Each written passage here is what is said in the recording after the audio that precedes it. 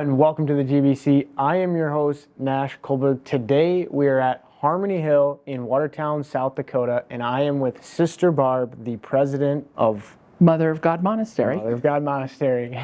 Thanks for coming on. Yep. So, glad to be here.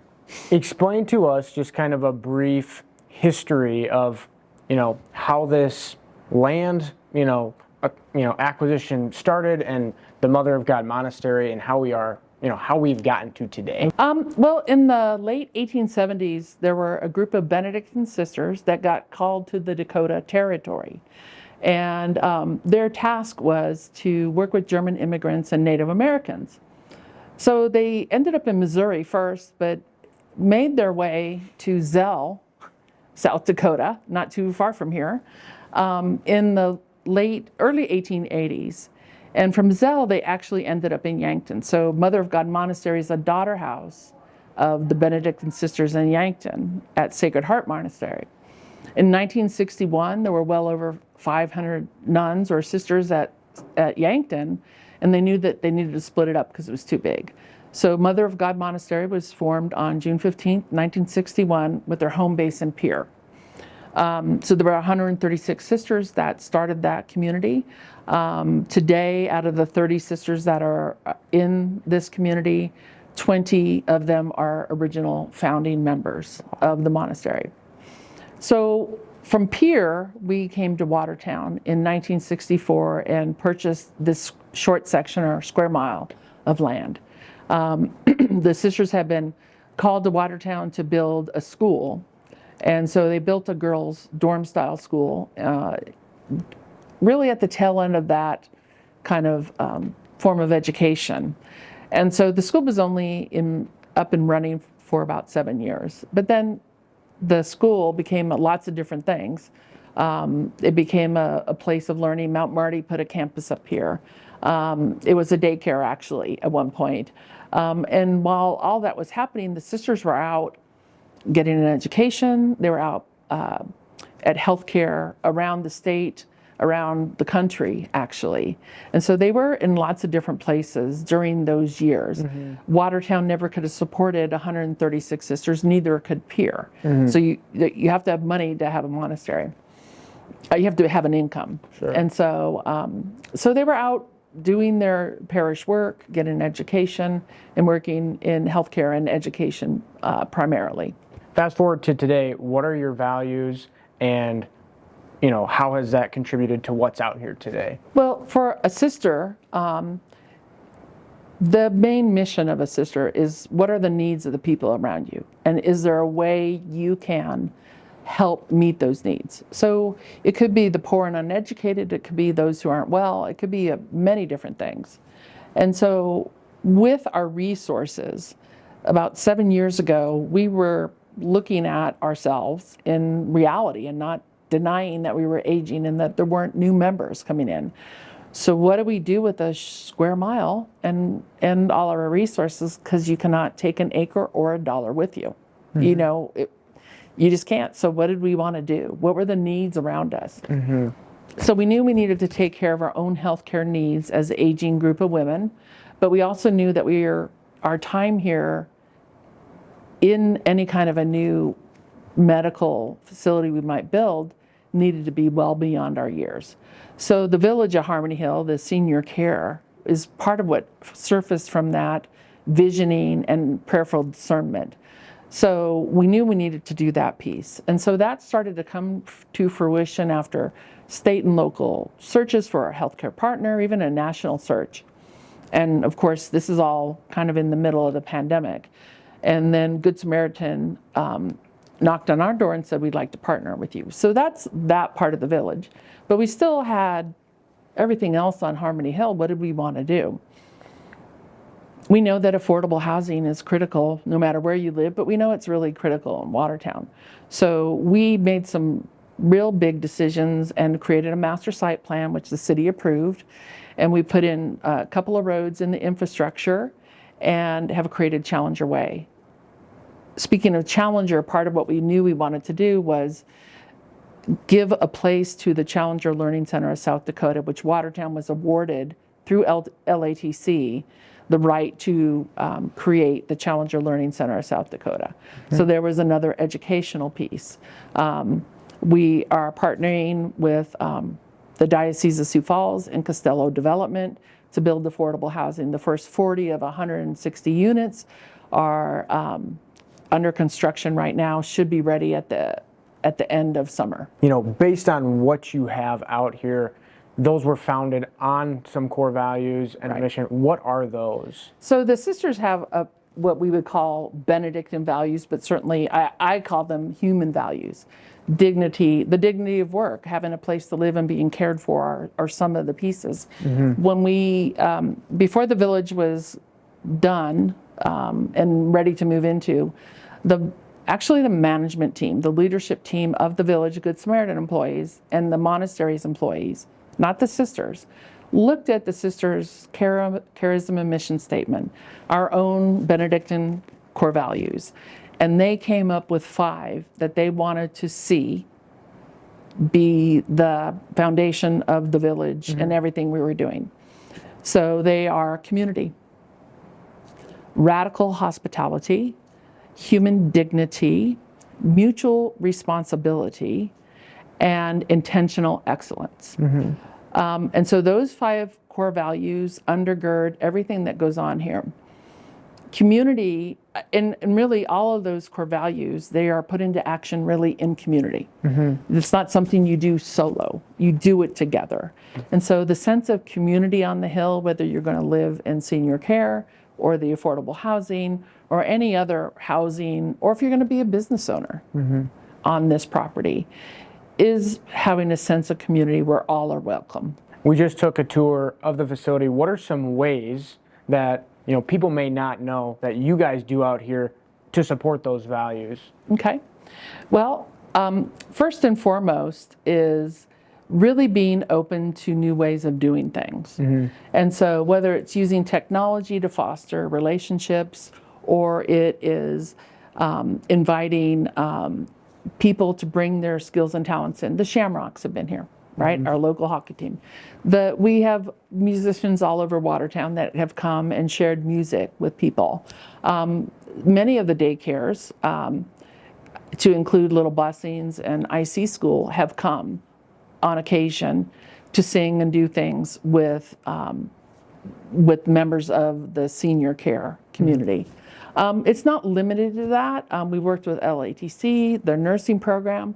We work with Prairie Lakes Hospice and Home Health Care.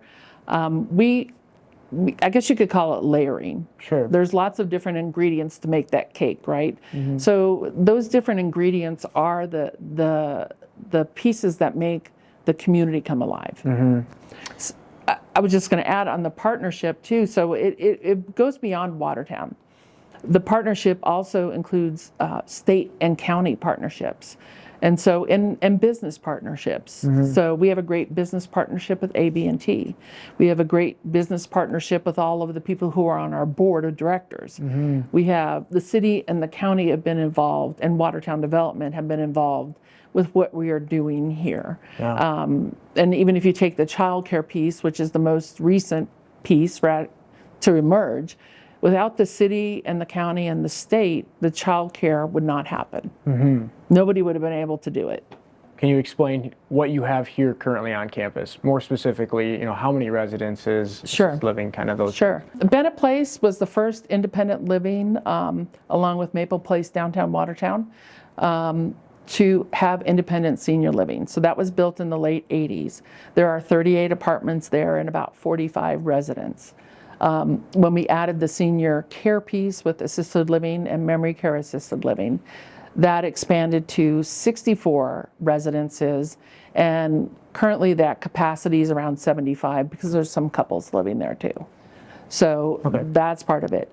This building that we're in, which is the old monastery building, but now the Commons, is a place of synergy and business and event space as it continues to evolve. Could you explain the childcare as well? So when we built Bennett Place, we had also built a small assisted living, just 16 rooms. And we had closed that in 2016. And that space, along with another space attached to the Bennett Place area, was 14,000 square feet not being used. So when the child care crisis, I've been a member of the Child Care Coalition for several years, when that came to a head almost a year ago, actually, we said, well, what can we do? Is there any way we can help? And we're not in the daycare, childcare business, but we were like, well, we have a building. It's not even possible. So it's pretty typical for the sisters to start to explore an idea and see if it'll make sense. And it did make sense. And so, as you know, Watertown community knows, daycare is a huge issue, but it's an issue that reaches across all levels and peoples in our area. We need to take care of our youngest citizens. And so how do we do that? So we were able to work together with the county and the city and the state to raise really $1.5 million. Wow.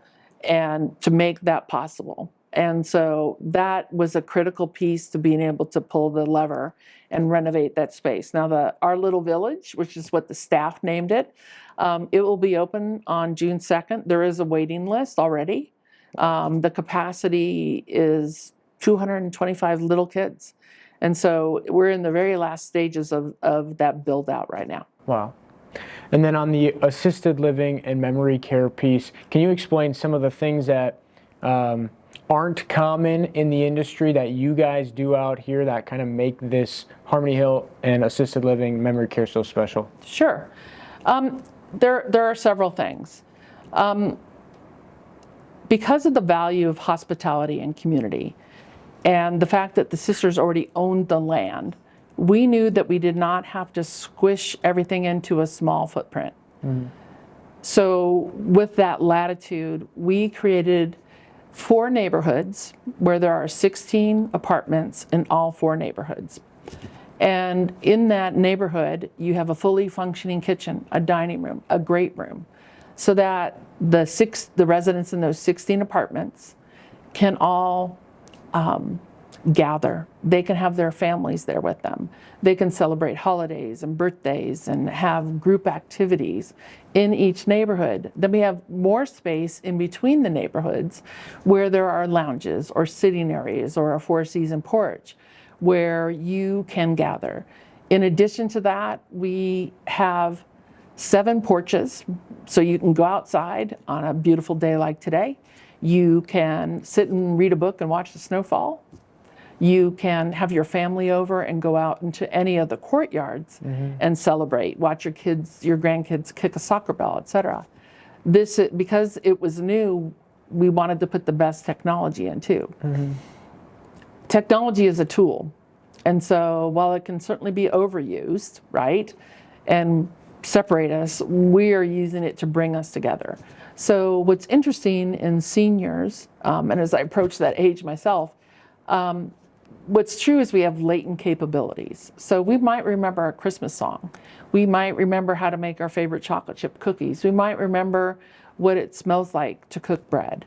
And so we're using technology and our bigger spaces to do that with elders, to bring that meaning and purpose to their life, because just because you need more care does not mean a life of meaning and purpose is over.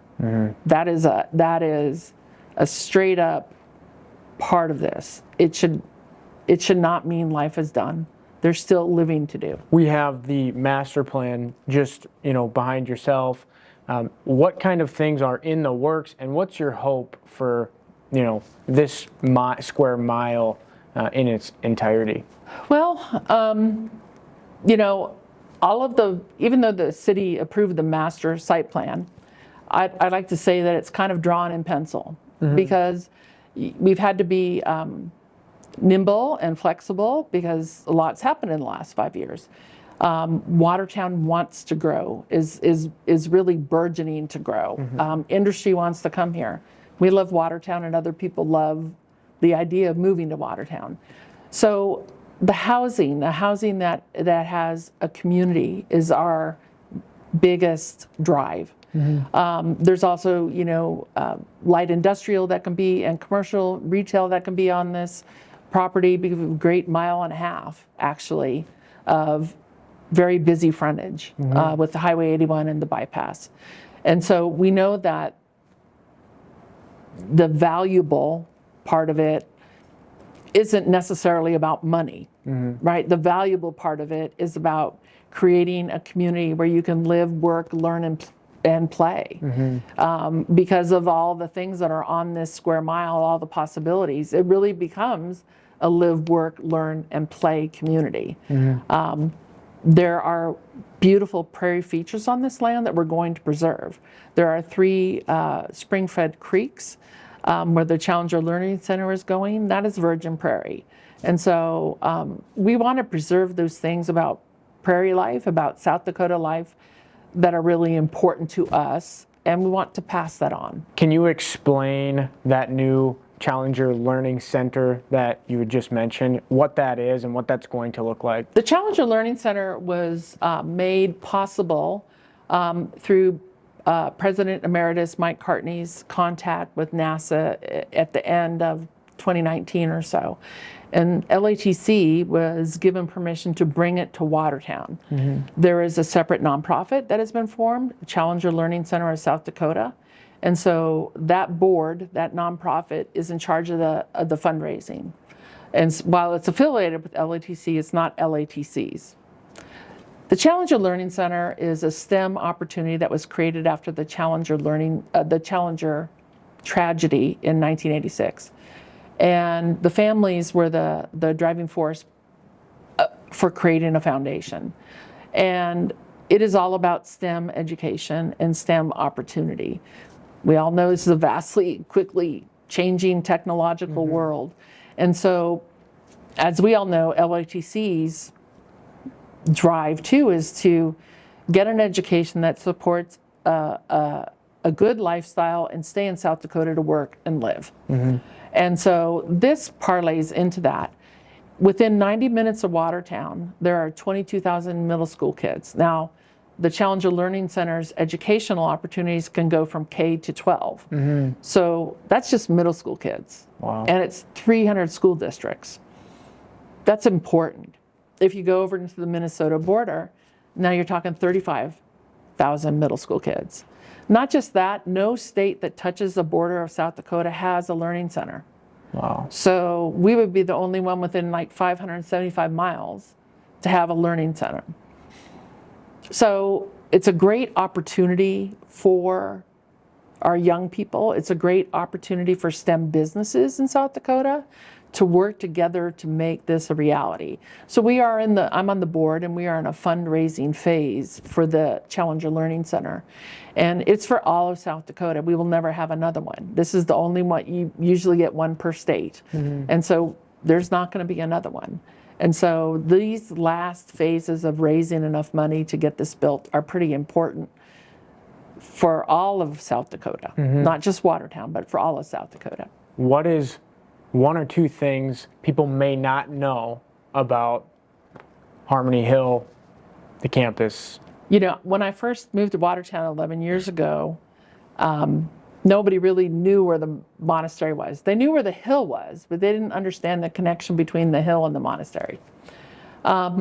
So in our journey, in our discerning journey, it's been hard to give up our monastery home. And after we've, kind of gone through a grieving process, what has been generative about this process is giving this land for the betterment of Watertown and her people.